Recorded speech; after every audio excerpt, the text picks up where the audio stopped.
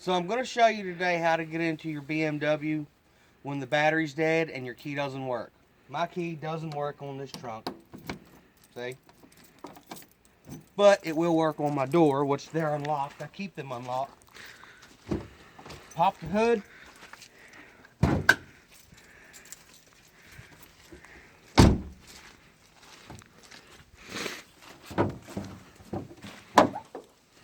And I have an extra battery that has a little juice in it right here.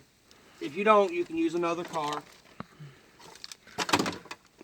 And forgive me if I'm not connecting this in the correct order, but find you a place to ground it. They have a ground point right here. This is a BMW E60 5 Series.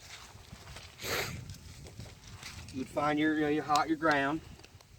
And what this is going to do is power your system.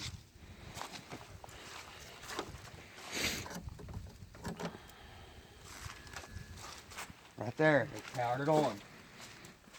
Electronic trunk release will work.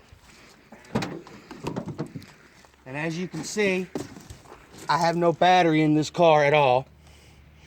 So that's an easy way to get into your trunk when your key won't work and your battery's dead.